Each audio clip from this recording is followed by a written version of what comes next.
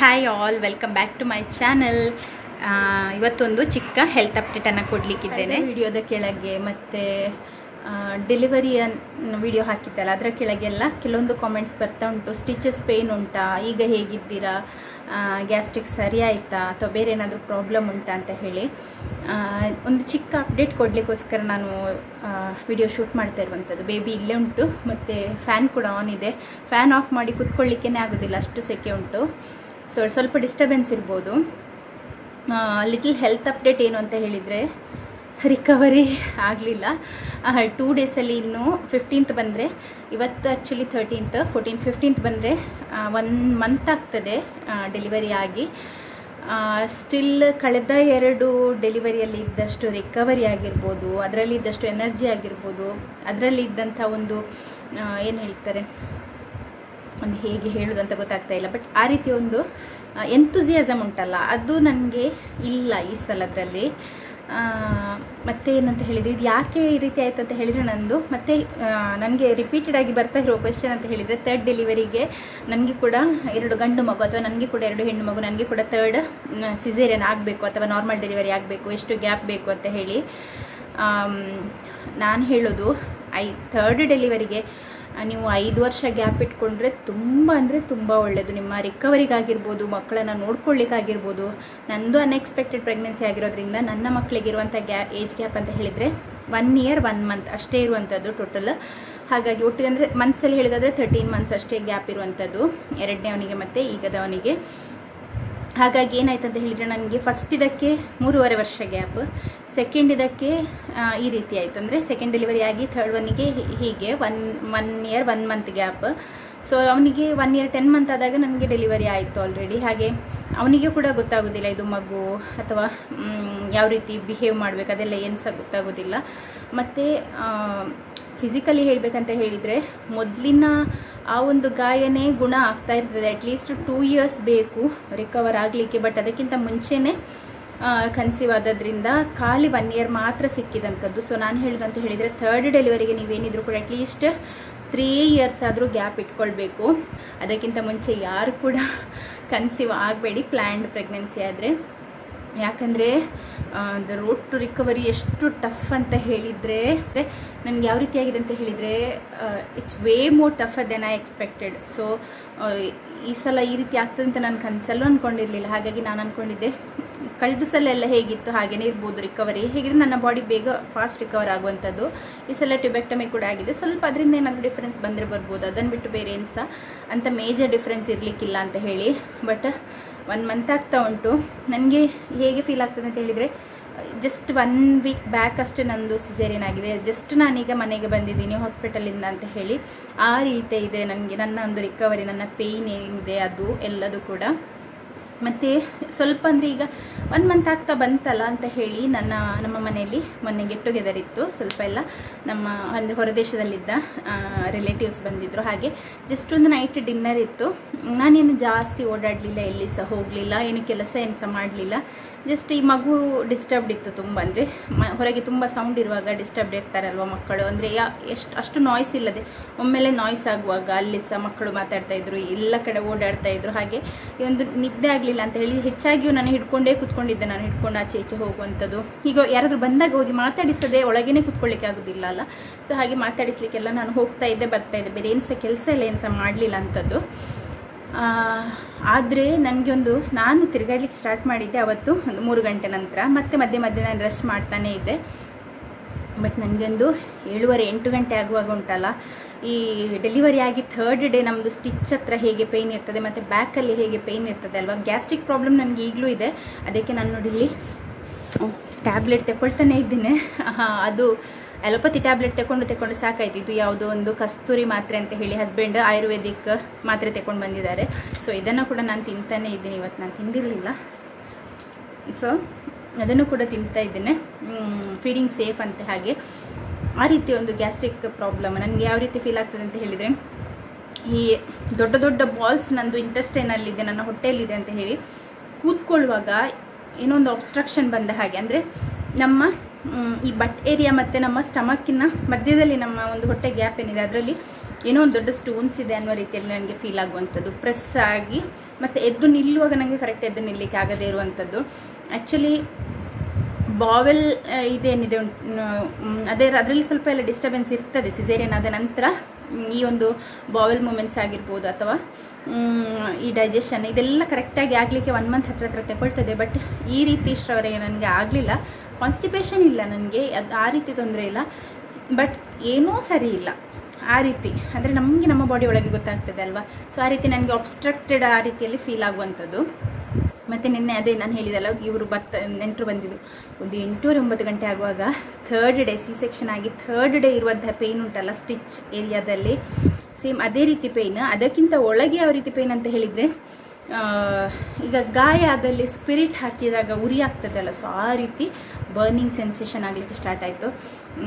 ಆಮೇಲೆ ನಾನೇನು ಮಾಡಿದೆ, ಸ್ವಲ್ಪ ಹೊತ್ತು ನಾನು ಮಗುವನ್ನು ತಗೊಂಡೋಗಿ, ಇವನ್ಸ್ ಅಂದರೆ ಕೂಗ್ತಾನೇ ಇದ್ದ. ಅವನಿಗೆ ಸಹ ಅಂದರೆ ಗ್ಯಾಸಿ ಆಗಿದ್ದ, ಅವತ್ತು ಕಾಲಿಕ್ ಇತ್ತು. ಸಂಜೆ ಆಗುವಾಗ ಮಕ್ಕಳಿಗೆ ಸ್ಟಾರ್ಟ್ ಆಗ್ತಿದ್ದಲ್ಲ, ಹಾಗೆ ಅವನಿಗೆ ಮದ್ದು ಕೊಟ್ಟು ತಗೊಂಡೋಗಿ ಹಸ್ಬೆಂಡ್ ಕೈಯಲ್ಲಿ ಕೊಟ್ಟೆ. ಅವರು ಸಹ ಬ್ಯುಸಿ ಇದ್ದರು. ಸ್ಟಿಲ್ ಯಾರೆಲ್ಲ ನೆಂಟರಿದ್ದೆ ಅವರ ಕೈಯಲ್ಲೆಲ್ಲ ಪಾಸ್ ಮಾಡಿ ಸ್ವಲ್ಪ ಹೊತ್ತು ತಗೊಂಡು ಫೈನಲಿ ನನ್ನ ಹತ್ರನೇ ಬರಬೇಕು, ಯಾಕೆಂದರೆ ನಾನೇ ಫೀಡ್ ಕೊಡುವಂಥದ್ದಲ್ಲ.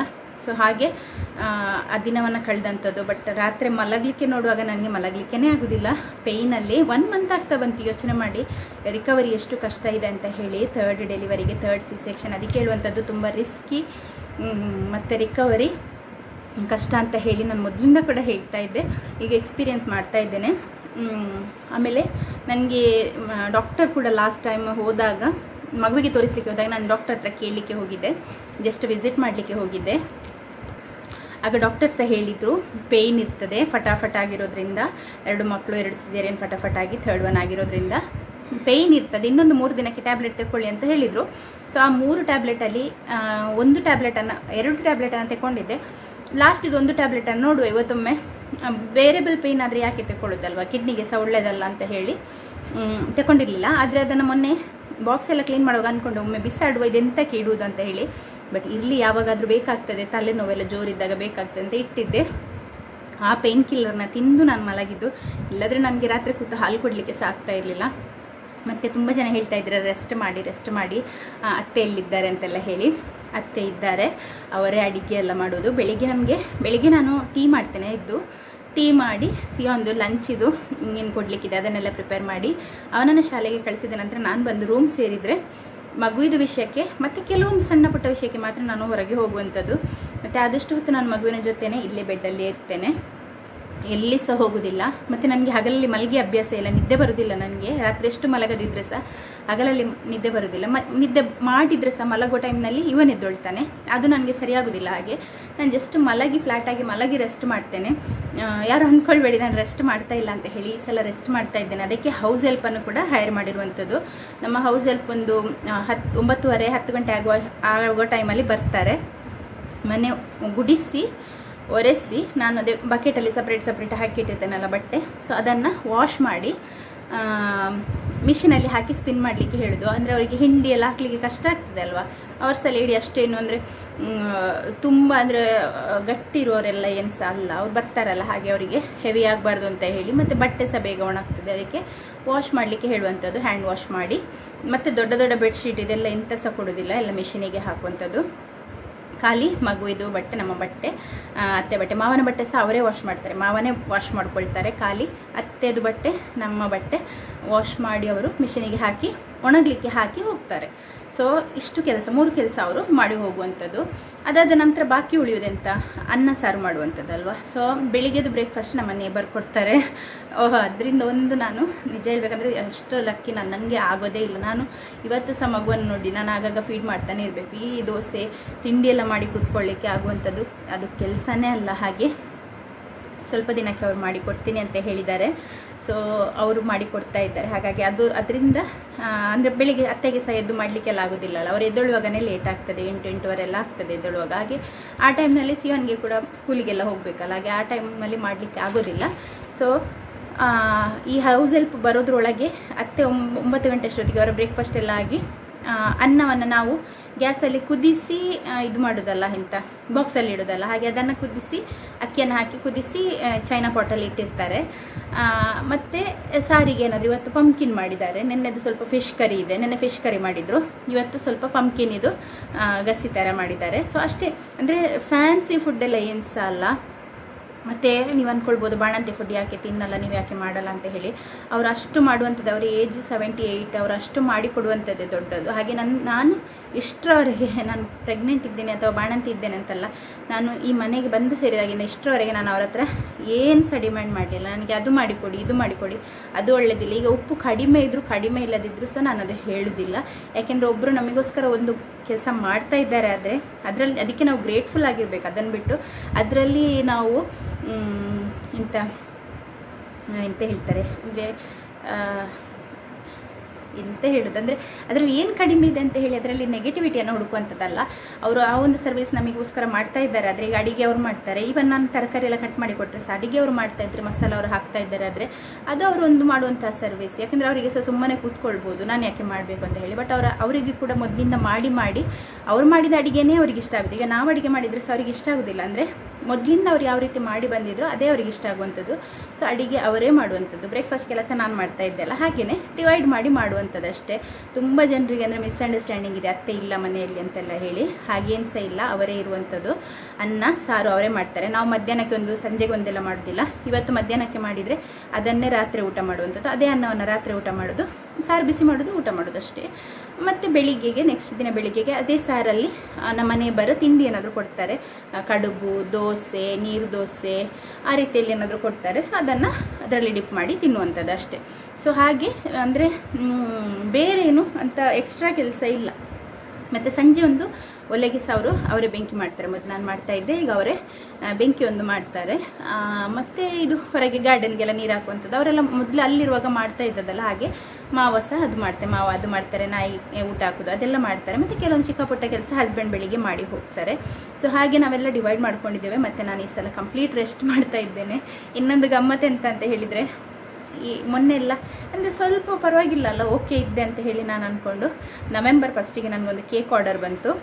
ಆಯಿತು ಅಂತ ಹೇಳಿ, ಆದರೆ 50-50 ಆಗ್ತಿತ್ತು ನನಗೆ ತಗೊಳ್ಳೋದಾ ಬೇಡ. ಇನ್ನೂ ಕೂಡ 1 ಮಂತ್ ಉಂಟಲ್ಲ ಅಕ್ಟೋಬರ್ ಇದು. ಹಾಗೆ ನಾನು ಮೊನ್ನೆ ತಗೊಂಡಂಥದ್ದು ಸೆಪ್ಟೆಂಬರ್, ಎಂಡ್ ಆಫ್ ಸೆಪ್ಟೆಂಬರ್ ಅಥವಾ ಬಿಗಿನಿಂಗಲ್ಲೇನು ತಗೊಂಡದೆ ಅಕ್ಟೋಬರ್ ಇದು. ಸೊ ಹಾಗೆ ನವೆಂಬರ್ 1ಗೆ ಇತ್ತು ಕೇಕ್ ಆರ್ಡರ್.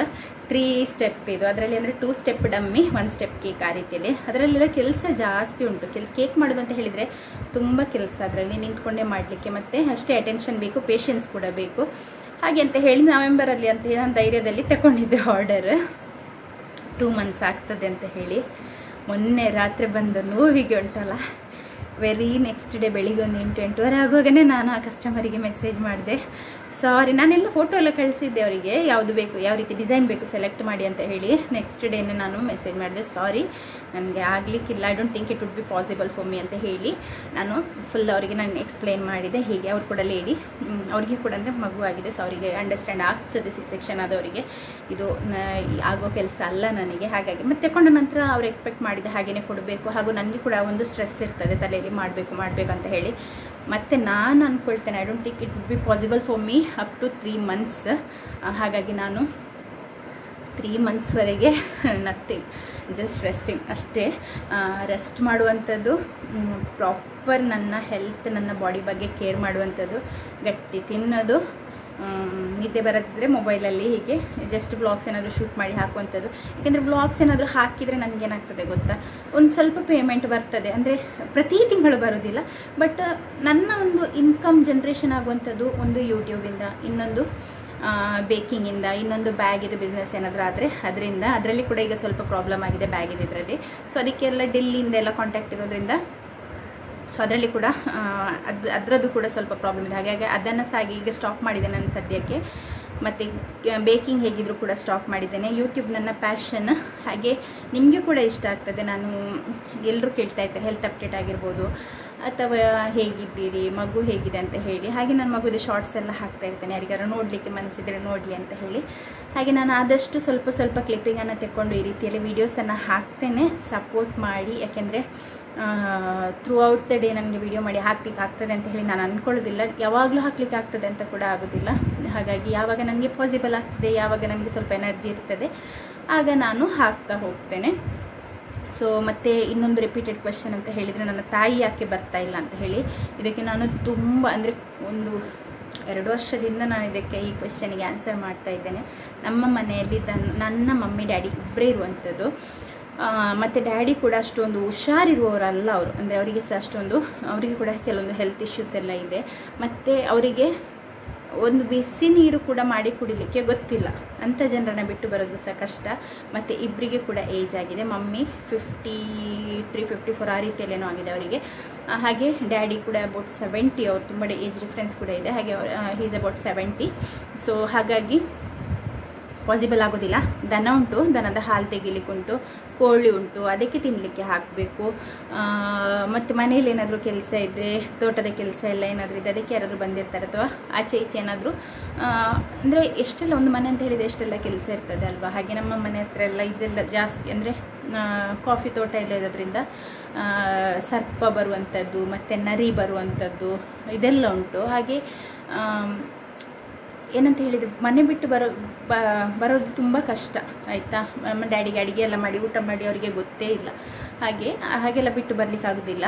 ಇದು ಅವರ ಒಂದು ಸಮಸ್ಯೆ. ನಾನು ಹೇಳಿದ್ದು ನನ್ನ ಪರ್ಸ್ಪೆಕ್ಟಿವ್. ನಾನು ಇಷ್ಟರವರೆಗೆ ಅವರನ್ನು ನಾನು ಬನ್ನಿ ಅಂತ ಹೇಳಿ ಕರೀಲಿಲ್ಲ.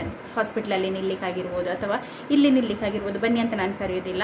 ಯಾಕೆ ಅಂತ ಹೇಳಿದರೆ ನಮ್ಮ ಮಕ್ಕಳು ನಮ್ಮ ರೆಸ್ಪಾನ್ಸಿಬಿಲಿಟಿ. ನಾವು ಮಕ್ಕಳು ಮಾಡುವಾಗ ಅದನ್ನು ನೋಡ್ಕೊಳ್ಳುವಂಥದ್ದು, ಅವರ ಪೂರ್ತಿ ಜವಾಬ್ದಾರಿ ತಗೊಳ್ಳುವಂಥದ್ದು ನಮ್ಮ ಒಂದು ರೆಸ್ಪಾನ್ಸಿಬಿಲಿಟಿ. ಅವ್ರು ಬರ್ತಾರೆ ಇವ್ರು ಬರ್ತಾರೆ ಅಂತ ಹೇಳಿ ನಾವು ಮಕ್ಕಳು ಮಾಡುವಂಥದ್ದಲ್ಲ. ನಮಗೆ ಬೇಕಾ ಮಕ್ಕಳು, ನಾವು ಮಾಡಬೇಕು, ನಾವು ನೋಡ್ಕೊಳ್ಬೇಕು. ಅದಕ್ಕೆ ಬೇಕಾದ ಅರೇಂಜ್ಮೆಂಟ್ಸನ್ನು ನಾವು ಮಾಡಬೇಕು. ಅವ್ರದ್ದು ಕೆಲಸ ಆಯಿತು, ಅವರಿಗೆ ನಾವು ಆದ್ವಿ, ನಮ್ಮನ್ನು ನೋಡಿಕೊಂಡ್ರು, ನಮ್ಮನ್ನು ದೊಡ್ಡದು ಮಾಡಿದರು, ಮದುವೆ ಮಾಡಿ ಕೊಟ್ಟಾಯಿತು. ಈಗ ಪುನಃ ಬನ್ನಿ ನಮ್ಮ ಮಕ್ಕಳನ್ನು ನೋಡ್ಕೊಳ್ಳಿ ಅಂತ ಹೇಳಿ ಕರೆಯುವಂಥದ್ದು ಅದು ತುಂಬಾ ತಪ್ಪು. ತುಂಬ ಜನ ಆ ರೀತಿಯಲ್ಲಿ ಮಾಡ್ತಾರೆ, ಫೋರ್ಸಲ್ಲಿ ಕರೆಯುವಂಥದ್ದು. ಕೆಲವರು ಖುಷಿಯಿಂದ ಬರ್ತಾರೆ, ಅದು ಬೇರೆ ವಿಷಯ. ಖುಷಿಯಿಂದ ಪಾಸಿಬಲ್ ಆಗೋರು ಬಂದು ನೋಡ್ತಾರೆ, ಆದರೆ ನೋಡಲಿ, ಆ ಒಂದು ಕೇರನ್ನು ನೀವು ಎಂಜಾಯ್ ಮಾಡಿ. ಬಟ್ ನನಗೆ ಅವರನ್ನು ಬಾದರ್ ಮಾಡೋದು, ಅವರನ್ನಂತಲ್ಲ, ನಮ್ಮ ಅತ್ತೆನಾಗಲಿ, ಇವನ್ ನನ್ನ 3 ಮಕ್ಕಳಿಗೆ ಕೂಡ ನಮ್ಮ ಅತ್ತೆ ಸ್ನಾನ ಮಾಡಿಸಲಿಲ್ಲ. ನೀವು ಕೇಳ್ಬೋದು ಯಾಕೆ ಸ್ನಾನ ಮಾಡಿಸಲಿಲ್ಲ ಅಂತೇಳಿ. ಅವರು ಏಜ್ಡ್ ಪರ್ಸನ್. ಮತ್ತು ನನಗೆ ಯಾರನ್ನು ಕೂಡ ಯಾವುದೇ ವಿಷಯಕ್ಕೆ ಬಾದರ್ ಮಾಡುವಂಥದ್ದು ನನಗೆ ಇಷ್ಟ ಇಲ್ಲ. ಸೊ ಹಾಗಾಗಿ ನಾನು ಇಂಡಿಪೆಂಡೆಂಟ್. ನನ್ನ ಪ್ರಾಬ್ಲಮ್, ನಾನು ಇಂಡಿಪೆಂಡೆಂಟ್ ಆಗಿರ್ತೇನೆ. ನನಗೆ ಹೆಲ್ಪ್ ಬೇಕಾದರೆ ನನ್ನ ಹಸ್ಬೆಂಡ್ ಇದ್ದಾರೆ, ಸೊ ನಾನು ಹಸ್ಬೆಂಡ್ ಹತ್ರ ಹೆಲ್ಪ್ ಕೇಳ್ತೇನೆ. ಅಥವಾ ನನಗೆ ಹಾಗೇನಾದರೂ ಕೂಡ ಚಿಕ್ಕ ಪುಟ್ಟ ಹೆಲ್ಪ್ ಬೇಕಿದೆ ಅತ್ತೆ ಹತ್ರ ಕೇಳ್ತೇನೆ. ಸೊ ಹಾಗಿರುವಂಥದ್ದು. ಅದು ನೀವೆಲ್ಲ ಯೋಚನೆ ಮಾಡುವಂಥ ಕಾಂಪ್ಲಿಕೇಟೆಡ್ ವಿಷಯ ಏನೂ ಕೂಡ ಅಲ್ಲ. ಯಾಕೆಂದರೆ ನನ್ನ ಪ್ರಕಾರ ನಾವು ಎಷ್ಟು ಇಂಡಿಪೆಂಡೆಂಟ್ ಆಗಿರ್ತೇವಲ್ಲ, ಯಾರ ಮೇಲೆ ಡಿಪೆಂಡೆಂಟ್ ಆಗಿದ್ದರೆ ಒಂದು ಯಾರ್ದೋ ಒಂದು ಹಂಗಲ್ಲಿ ಬದುಕ್ತೀವಿ ಅಂತ ಹೇಳ್ತೀವಲ್ಲ, ಸೊ ಆ ರೀತಿ ಫೀಲಿಂಗ್ ನನಗೆ ಇಷ್ಟ ಆಗೋದಿಲ್ಲ. ಹಾಗಾಗಿ ನಾನು ಫುಲ್ಲಿ ಇಂಡಿಪೆಂಡೆಂಟ್. ಮೊದಲಿಂದ ಕೂಡ ನನ್ನ ಮಕ್ಕಳನ್ನು ನಾನೇ ನೋಡ್ಕೊಂಡಿದ್ದೆ. ಈಗ ಈ ಮಗುವನ್ನಾದರೂ ಕೂಡ ಡೇ 1 ಹಾಸ್ಪಿಟಲಲ್ಲಿ ಇರುವಾಗಿಂದ ವಾಶ್ ಮಾಡೋದ್ರಿಂದ ಹಿಡಿದು ಇಲ್ಲಿ ಬಂದು ಸ್ನಾನ ಮಾಡಿಸೋದಾಗಿರ್ಬೋದು, ಅವನ ಪ್ರತಿಯೊಂದು, ಅವನ ಡೈಪರ್ ಚೇಂಜ್ ಆಗಿರ್ಬೋದು, ಬರ್ಪಿಂಗ್ ಆಗಿರ್ಬೋದು, ರಾತ್ರಿ ಫೀಡ್ ಕೊಡೋದಾಗಿರ್ಬೋದು, ಪ್ರತಿಯೊಂದನ್ನು ನಾನೇ ಮಾಡೋದು. ಹಾಗಾಗಿ ನಾನು ಅದು ಹೋಲ್ ಹಾರ್ಟೆಡ್ ಆಗಿ ಮಾಡ್ತೇನೆ. ನನಗೆ ತುಂಬ ಇಷ್ಟ. ಪ್ಯಾಷನೇಟ್ಲಿ, ಹೋಲ್ ಹಾರ್ಟೆಡ್ಲಿ ನಾನು ಅದನ್ನು ಮಾಡ್ತಾ ಇದ್ದೇನೆ.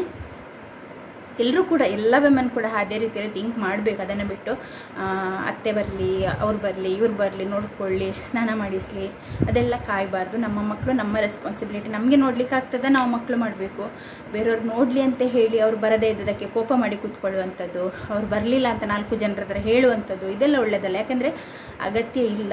ನಿಮಗೆ ಬೇಕಾ, ನೀವು ತೀರ್ಮಾನ ಮಾಡಿ ಡಿಸೈಡ್ ಮಾಡಿ. ಅವ್ರಿಗೆ ಇಷ್ಟ ಇದ್ದರೆ ಬರಲಿ, ಇಷ್ಟ ಇಲ್ಲದೇ ಇದ್ದರೆ ಯಾರ ಹತ್ರ ಹೋಗಿ ಹೇಳೋದಲ್ಲ ಅವ್ರು ಬರ್ತಾನೆ ಇಲ್ಲ, ಅವ್ರು ಬರಲೇಬೇಕಿತ್ತು ಅಂತ ಹೇಳಿ. ಇದೆಲ್ಲ ನಾವೇ ಸೊಸೈಟಿಯಲ್ಲಿ ಮಾಡ್ಕೊಂಡಿರುವಂಥದ್ದು. ಮಗಳು ಡೆಲಿವರಿ ಆದರೆ ತಾಯಿ ಬಂದು ನೋಡ್ಕೊಳ್ಬೇಕು, ಬಾಣಂತನ ಮಾಡಬೇಕಂತ ಹೇಳಿ. ಅದೆಲ್ಲ ಯಾರು ಮಾಡಿದ್ದು ರೂಲ್ಸ್? ಯಾರು ಮಾಡಿದ್ದಲ್ಲ ಅಲ್ಲ. ಮತ್ತು ಬ್ಯಾಕ್ ಪೇಯ್ನ್ ಬಗ್ಗೆ ನಾನು ಹೇಳೋದು, ಸಿಸೇರಿಯನ್ ಇದು ಸ್ಟಿಚಸ್ ಓಪನ್ ಆಗುವಂಥದ್ದು, ಅದರಲ್ಲಿ ಹನಿ ಆಗುವಂಥದ್ದು, ಬೇರೆ ಕಾಂಪ್ಲಿಕೇಶನ್ಸ್ ಬರುವಂಥದ್ದು, ಅದು ಸೆಕೆಂಡರಿ. ಬಟ್ ತುಂಬ ಮೆಸೇಜಸ್ ಬರ್ತದೆ ನನಗೆ. ಈಗ ಗೊತ್ತಾಗೋದಿಲ್ಲ ನಿನಗೆ, 40 ವರ್ಷ ಆಗುವಾಗ ಗೊತ್ತಾಗ್ತದೆ ನಾವೀಗ ಅನುಭವಿಸ್ತಾ ಇದ್ದೇವೆ ಅಂತ ಹೇಳಿ. ನೀವು ಅನುಭವಿಸ್ತಾ ಇದ್ದೀರಾ ಯಾಕೆ ಅಂತ ನೀವು ಯಾವತ್ತಾದರೂ ಥಿಂಕ್ ಮಾಡಿದ್ದೀರಾ? ನಿಮಗೆ ಯಾರು ಕೂಡ ಬಾಣಂತನ ಮಾಡಲಿ, ನಿಮಗೆಲ್ಲ ಬಾಣಂತನ ಮಾಡಿದಾರಲ್ಲ, ಸ್ನಾನ, ಸೊಂಟಕ್ಕೆ ನೀರು ಹಾಕೋದಂತೆ, ಮತ್ತು ಏನೆಲ್ಲ ಮಾಡಿದ್ದಾರೆ. ಮೇಯ್ನಾಗಿ ಪ್ರಾಬ್ಲಮ್ ಎಂತ ಗೊತ್ತಾ? ನೀವು ಕ್ಯಾಲ್ಶಿಯಂ ಟ್ಯಾಬ್ಲೆಟ್ ತಗೊಂಡಿದ್ದೀರಾ, ಫೀಡ್ ಮಾಡೋಷ್ಟು ತನಕ ಕ್ಯಾಲ್ಶಿಯಂ ಟ್ಯಾಬ್ಲೆಟ್, ಒಳ್ಳೆ ಊಟ ಗಟ್ಟಿ ತಿಂದಿದ್ದೀರಾ, ಅದನ್ನು ಬಿಟ್ಟು ಅಯನ್ ಟ್ಯಾಬ್ಲೆಟ್ ಆಗಿರ್ಬೋದು ಅದನ್ನೆಲ್ಲ ತಗೊಂಡಿದ್ದೀರಾ. ಮೇಯ್ನಾಗಿ ಪ್ರಾಬ್ಲಮ್ ಅಂತ ಹೇಳಿದರೆ ಫೀಡಿಂಗ್ ಪಾಶ್ಚರ್. ನೀವು ಹೊರಗೆ ಕೂತ್ಕೊಂಡು ಮಗುವಿಗೆ ಫೀಡ್ ಮಾಡಿದ್ದೀರಾ, ಬಗ್ಗೆ ಕೂತ್ಕೊಂಡು ಫೀಡ್ ಮಾಡುವಂಥದ್ದು, ಹೊರಗೆ ಕೂತ್ಕೊಂಡು ಫೀಡ್ ಮಾಡದೇ ಇರುವಂಥದ್ದು, ಕ್ಯಾಲ್ಶಿಯಂ ಸಪ್ಲಿಮೆಂಟ್ಸ್ ಎಲ್ಲ ಕರೆಕ್ಟಾಗಿ ತಗೊಳ್ಳದೇ ಇರುವಂಥದ್ದು. ನಮಗೆ ಫೀಡ್ ಮಾಡುವಾಗ ನಾವು ಕ್ಯಾಲ್ಶಿಯಂ ಸಪ್ಲಿಮೆಂಟ್ಸ್ ಸರಿ ತಗೊಳ್ಳಿಲ್ಲ ಅಂದರೆ ನಮ್ಮ ಬೋನ್ ಡೆನ್ಸಿಟಿ ಕಡಿಮೆ ಆಗ್ತದೆ. ನಮ್ಮ ಬೋನಿಂದ ಕ್ಯಾಲ್ಶಿಯಮ್ ಅಬ್ಸಾರ್ಬ್ ಮಾಡಿ ನಮ್ಮ ಬ್ಲಡ್ ಮಗುವಿಗೆ ಮಿಲ್ಕನ್ನು ರೆಡಿ ಮಾಡುವಂಥದ್ದು. ಹಾಗಾಗಿ ನಮ್ಮ ಬಾಡಿ ಟೊಳ್ಳಾಗ್ತಾ ಹೋಗ್ತದೆ. ಅದು ನಿಮಗೆ 30s 40siಗೆ ನೀವು ಅರ್ಲಿ 40ಸಲ್ಲೆಲ್ಲ ಇರುವಾಗ ನಿಮಗೆ ಆಸ್ಟಿಯೋಪೊರೋಸಿಸ್ ಅಂಥದ್ದೆಲ್ಲ ಆಗಿ ಬೇಗನೆ ಬೋನ್ ಬ್ರೇಕ್ ಆಗುವಂಥದ್ದು ಅಥವಾ ಬೋನ್ ಡೆನ್ಸಿಟಿ ಕಡಿಮೆ ಆಗಿ ಪೇಯ್ನ್ ಬರುವಂಥದ್ದು, ಇಂಥದ್ದೆಲ್ಲ ಆಗುವಂಥದ್ದು. ರೀಸನ್ ಅದು ಸೈಂಟಿಫಿಕ್ ರೀಸನ್. ನಾನೇನಿದ್ರು ಕೂಡ ಉಂಟಲ್ಲ, ಹಳೆ ಮೆಥಡ್ ಎಲ್ಲದೂ ಒಳ್ಳೆಯದಲ್ಲ ಅಂತ ನಾನು ಹೇಳೋದಿಲ್ಲ. ಅದರ ಬಗ್ಗೆ ನಾನೇನು ಕೂಡ ಮಾತಾಡಲಿಕ್ಕೆ ಹೋಗೋದಿಲ್ಲ. ಯಾಕೆಂದರೆ ಮಾತಾಡಿದರೆ ಈಗ ಕೆಲವರು ಇನ್ನೂ ಕೂಡ ಎಷ್ಟು ಇಂಜಿನಿಯರಿಂಗ್ ಮಾಡಿದರೂ ಅವರು ಅಜ್ಜಿ ಕಾಲದಲ್ಲೇ ಇದ್ದಾರೆ. ಅಂಥವ್ರನ್ನ ನಮಗೆ ಈಚೆ ಕರ್ಕೊಂಡು ಬರಲಿಕ್ಕೆ ಆಗೋದಿಲ್ಲ. ಬಟ್ ನಾನು ಥಿಂಕ್ ಮಾಡುವಂಥದ್ದು ನನ್ನ ಪರ್ಸ್ನಲ್ ಒಪಿನಿಯನ್ನ, ಲಾಜಿಕಲಿ ಥಿಂಕ್ ಮಾಡಿ. ಅಂದರೆ ನೀವೀಗ ಲಾಜಿಕಲಿ ಥಿಂಕ್ ಮಾಡಿ, ಏನಾದರೂ ಒಂದು ಪ್ರಾಬ್ಲಮ್ ಇದೆ ಅಂತ ಹೇಳಿದರೆ ಅದಕ್ಕೆ ಏನಾದರೂ ಒಂದು ರೀಸನ್ ಇರ್ತದೆ. ಪ್ರತಿಯೊಂದಕ್ಕೂ ರೀಸನ್ ಇದೆ. ರೀಸನ್ ಇಲ್ಲದೆ ಯಾವುದೂ ಕೂಡ ಆಗೋದಿಲ್ಲ. ಸೊ ಹಾಗೆಯೇ ನೀವು ಆ ರೀಸನ್ ಏನು, ಅದ್ರ ಬಿಹೈಂಡ್ ಲಾಜಿಕ್ ಏನು ಅಂತ ಥಿಂಕ್ ಮಾಡಿ. ಆಗ ನಿಮ್ಮದು ಲೈಫ್ ಉಂಟಲ್ಲ, ಬಾಣಂತಿ ಲೈಫ್ ಅಂದರೆ ಎಷ್ಟು ಕಾಂಪ್ಲಿಕೇಟೆಡ್ ಮಾಡ್ತಾರೆ ಅಂತ ಹೇಳಿದರೆ, ಒಬ್ಬರು ಫೆಲ್ಲೋ ಯೂಟ್ಯೂಬರ್ ಇದ್ದಾರೆ, ವಿಶಿ ವ್ಲಾಗ್ಸ್ ಅಂತ ಹೇಳಿ ಒಂದು ಚಾನಲ್, ಅವ್ರದ್ದು ಕೂಡ ರೀಸೆಂಟ್ಲಿ ಡೆಲಿವರಿ ಆಗಿದೆ. ತುಂಬ ಗ್ರೋ ಆಗಿರುವಂತಹ ಚಾನಲ್. ಅವ್ರ ಬಗ್ಗೆ ಹೇಳಬೇಕಂತ ಹೇಳಿದರೆ ಕಪ್ಪಲ್, ನನಗೆ ಹೆಚ್ಚು ಗೊತ್ತಿಲ್ಲ ಅವ್ರ ಬಗ್ಗೆ ಏನು ಸಹ. ಅಂದರೆ ನಾನು ಹೀಗೇ ಹೇಳುವಂಥದ್ದು, ಅವರು ಡೆಲಿವರಿ ಆಗಲಿಕ್ಕೆ ಮುಂಚೆಯಿಂದ ಸಹ ಉಂಟಲ್ಲ, ಜನರಿಗೆ ಅವರ ಗ್ರೋತನ್ನು ಎಷ್ಟು ಕಷ್ಟಪಟ್ಟಿದ್ದಾರೆ. ಅವರ ಗ್ರೋತನ್ನು ನೋಡಲಿಕ್ಕೇ ಆಗೋದಿಲ್ಲಲ್ಲ. ಅವರೊಂದು ಪ್ರಾಡಕ್ಟ್ ಪ್ರಮೋಷನ್ ಮಾಡಿದರೆ, ಇವನ್ ನಾಳೆ ನನಗೆ ಪ್ರಮೋಷನ್ ಬಂದರೆ ನಾನು ಸಹ ಪ್ರಮೋಷನ್ ಮಾಡ್ತೇನೆ. ಯಾರ ಮನೆಗೆ ಕೂಡ ನಾನು ಹೋಗಿ ಅವ್ರನ್ನ ಫೋರ್ಸ್ ಮಾಡೋದಿಲ್ಲ, ಬನ್ನಿ ಇದನ್ನೇ ತೆಕ್ಕೊಳ್ಳಿ, ಈಗನೇ ತೆಕ್ಕೊಳ್ಳಿ, ಇಷ್ಟು ಹಣ ಕೊಟ್ಟು ತೆಕ್ಕೊಳ್ಳಿ, ನಾನು ಫೋರ್ಸ್ ಮಾಡೋದಿಲ್ಲಲ್ಲ ಯಾರ ಮನೆಗೆ ಹೋಗಿ. ಸೊ ಅದೇ ರೀತಿಯಲ್ಲಿ ಅವರು ಕೂಡ ಪ್ರಾಡಕ್ಟ್ ಪ್ರಮೋಷನ್ ಬರ್ತದೆ, ಪ್ರಮೋಷನ್ ಮಾಡ್ತಾರೆ, ಅದರಿಂದ ಅವರು ಅರ್ನ್ ಮಾಡ್ತಾರೆ. ಅದು ಅವ್ರಿಗೆ ಕಷ್ಟಕ್ಕೆ ಆಗ್ತದೆ. ಅವರು ಕಷ್ಟಪಟ್ಟು ಮಾಡೋದು, ಒಂದು ವಿಡಿಯೋ ಮಾಡೋ ಹಿಂದೆ ಕಷ್ಟ ಎಷ್ಟುಂಟು ಅಂತ ನಿಮಗೆ ಗೊತ್ತಾ? ಕಮೆಂಟ್ ಮಾಡುವವರಿಗೆ ನಾನು ಹೇಳುವಂಥದ್ದು. ಮತ್ತು ಈಗ ರೀಸೆಂಟ್ಲಿ ಡೆಲಿವರಿ ಆದ ನಂತರ ಮೊನ್ನೆ ಮಗುವಿದು ಮುಖದಲ್ಲಿ ಬೇಬಿ ಆ್ಯಕ್ನೆ ನನ್ನ ಮಗುವಿಗೆ ಬಿದ್ದಿದ್ದಲ್ಲ. So same acne, first time mother, obviously ಅವರಿಗೆ ಗೊತ್ತಿರೋದಿಲ್ಲ. ಹಾಸ್ಪಿಟಲಿಗೆ ಕರ್ಕೊಂಡು ಹೋಗ್ಬೇಕಂತ ಹೇಳಿ ತಮ್ಮನೇಲಿ ಹಾಕಿದ್ರು. ಸೊ ನಾನು ಅದನ್ನು ಜಸ್ಟ್ ಓಪನ್ ಮಾಡಿ ನೋಡಿದೆ. ವಿಡಿಯೋ ನೋಡ್ತಾ ಇರುವಾಗ ಮಗು ಎದ್ದ ಅಂತ ಹೇಳಿ ವಿಡಿಯೋ ಪಾಸ್ ಮಾಡಿ ಜಸ್ಟ್ ಕಾಮೆಂಟ್ ಸೆಕ್ಷನಿಗೆ ಹೋದೆ. ಹಬ್ಬ ದೇವರೇ, ಅದರಲ್ಲಿ ಒಂದೊಂದು ಕಾಮೆಂಟ್ಸ್ ನೋಡಿದ್ರೆ ಉಂಟಲ್ಲ, ವೀಕ್ ಹಾರ್ಟೆಡ್ ಆದರೆ ಗ್ಯಾರಂಟಿ ಅಲ್ಲಿ ಇಡೀ ಡಿಪ್ರೆಷನಿಗೆ ಹೋಗ್ತಾರೆ. ಯಾಕೆಂದರೆ ಎಷ್ಟೊಂದು ವಿಚಿತ್ರವಾದ ಕಾಮೆಂಟ್ಸು. ನೀವು 3 ತಿಂಗಳ ತನಕ ಕತ್ತೆ ರೂಮಲ್ಲಿ ಇರಿ, ಮತ್ತೆ ಅಂತ ಮಗುವಿಗೆ ನಿಮ್ಮದು ಬ್ರೆಸ್ಟ್ ಮಿಲ್ಕ್ ಹಾರ್ತದೆ ಮಗುವಿದು ಮುಖಕ್ಕೆ, ಅದರಿಂದ ಬಿದ್ದಿದೆ ಅಂತ ಹೇಳಿ ಬೆನ್ನಿಗೆ ಸಹ ಬೀಳ್ತದೆ. ಬ್ರೆಸ್ಟ್ ಮಿಲ್ಕ್ ಬೆನ್ನಿಗೆ ಹೇಗೆ ಹಾರೋದು? ಬ್ರೆಸ್ಟ್ ಮಿಲ್ಕ್ ಅಮೃತ ಅಂತ ಹೇಳಿ ಬ್ರೆಸ್ಟ್ ಮಿಲ್ಕಲ್ಲಿಯೇ ಸ್ನಾನ ಮಾಡಿಸ್ತಾರೆ. ಬ್ರೆಸ್ಟ್ ಮಿಲ್ಕ್ ಈಗ ನಾನು ನನ್ನ ಮಗುವಿಗೆ ಇಲ್ಲೆಲ್ಲ ಇರಿಟೇಷನ್ ಇದೆ, ಸೊ ನಾನು ನನ್ನ ಬ್ರೆಸ್ಟ್ ಮಿಲ್ಕನ್ನು ಎಕ್ಸ್ಪ್ರೆಸ್ ಮಾಡಿ ಹಚ್ತೇನೆ ಅವನಿಗೆ ಸ್ನಾನ ಮಾಡಿಸಿ ಬಂದ ನಂತರ ಮುಖಕ್ಕೆಲ್ಲ. ಒಂದು ರೆಡ್ ಗುಳ್ಳೆ ರೀತಿಯಲ್ಲಿ ಬಿದ್ದಿದ್ದಲ್ಲ, ಅದಕ್ಕೋಸ್ಕರ ಅಂತ ಹೇಳಿ. ಅದೇ ಮುಖದಲ್ಲಿ ಬಿದ್ದ ಆ ರೀತಿ ಗುಳ್ಳೆ ಆದರೆ ಹೊಟ್ಟೆಗೆ ಹೋದ್ರೆ ಇನ್ನೇನಾಗ್ಬೋದು? ಮಗು ಬದುಕ್ಬೋದು? ಅದು ಎಂತ ಮಾತಾಡೋದು? ಲಾಜಿಕ್ಕೇ ಇಲ್ಲ. ಒಟ್ರಾಶಿ ಬಾಯಿಗೆ ಬಂದಾಗ ಯಾರೋ ಹೇಳಿದರು ಅಂತ ಹೇಳಿ ಅಜ್ಜಿ ಕಾಲದೆಲ್ಲ ತಂದು ಬಾಣಂತಿ ಮೇಕಪ್ ಮಾಡಬಾರ್ದು. ಏನಾಗ್ತದೆ ಬಾಣಂತಿ ಮೇಕಪ್ ಮಾಡಿದರೆ? ಮೇಕಪ್ ಮಾಡಲಿ, ಏನಾಗ್ತದೆ? ಪ್ರಮೋಷನ್ ಮಾಡಲಿ, ಅವರು ಅರ್ನ್ ಮಾಡಲಿ, ಕಷ್ಟಪಡ್ತಾರೆ ಅವರು. ಕೂತಲ್ಲೇ ಮಾಡೋದಲ್ಲ. ನಿಮಗೆ ನೋಡಲಿಕ್ಕೆ ಈಸಿ ಅಂತ ಅನ್ನಿಸ್ಬೋದು, ಆದರೆ ಒಂದು ಪೋಸ್ಟ್ಪಾರ್ಟಮ್ ಒಂದು ಪೀರಿಯಡಲ್ಲಿರುವ ಲೇಡಿ ಆ ಒಂದು ವೀಡಿಯೋಸನ್ನು ಎಡಿಟ್ ಮಾಡಿ ವಾಯ್ಸ್ ಓವರ್ ಕೊಟ್ಟು ಅದನ್ನು ಅಪ್ಲೋಡ್ ಮಾಡ್ತಾ ಇದ್ದಾರೆ. ಆದರೆ ಅವರ ಹಾರ್ಡ್ ವರ್ಕನ್ನು ನೋಡಿ, ನೀವು ಅವರ ಗ್ರೋತನ್ನು ನೋಡಿ ನಿಮಗೆ ಉರಿ ಅಂತ. ನನಗೆ ಸತ್ಯ ಬೇಜಾರಾಗ್ತದೆ ಜನರನ್ನು ನೋಡುವಾಗ. ಅದರಲ್ಲಿ ಒಂದು 30% ಕಾಮೆಂಟ್ಸ್ ಏನೋ ಪಾಸಿಟಿವ್ ಇರ್ಬೋದು, ಮತ್ತು ಎಲ್ಲರದ್ದು ಒಪಿನಿಯನ್. ಅವರು ಆ ವಿಡಿಯೋದಲ್ಲಿ ಒಪಿನಿಯನ್ನೇ ಕೇಳಲಿಲ್ಲ ಕಾಣ್ತದೆ. ನಾನು ಫುಲ್ ವಿಡಿಯೋ ನೋಡಿಲ್ಲ ಆಬ್ವಿಯಸ್ಲಿ. ಒಪಿನಿಯನ್ಸ್ ಎಷ್ಟು ಒಪಿನಿಯನ್ ಅಂತ ಹೇಳಿದರೆ ಇನ್ನೂ ಎಂತೆಲ್ಲ ಉಂಟು. ಮೆಸೇಜ್ ಮಾಡಿದ್ದಾರೆ, ನಾನು 3 ತಿಂಗಳು ತಲೆನೇ ಬಾಚ್ತಾ ಇರಲಿಲ್ಲ ಅಂತ ಹೇಳಿ ಒಬ್ಬರು ಕಾಮೆಂಟ್ ಮಾಡಿದ್ದಾರೆ. ತಲೆ ಬಾಚೋದಕ್ಕೂ ಮಗುವಿಗೆ ಫೀಡ್ ಮಾಡೋದಕ್ಕೂ ಆ ಒಂದು ಬಾಣಂತಿಯಾಗಿರೋದಕ್ಕೆ ಎಂಥ ಸಂಬಂಧ? ಯೋಚನೆನೇ ಮಾಡೋದಿಲ್ಲ, ತಲೆ ಬಾಚೋದಿಲ್ಲ ಅಂತ ಹೇಳಿ 3 ಮಂತ್ಸ್ ತಲೆ ಬಾಚಲಿಲ್ಲ ಅಂತೆ.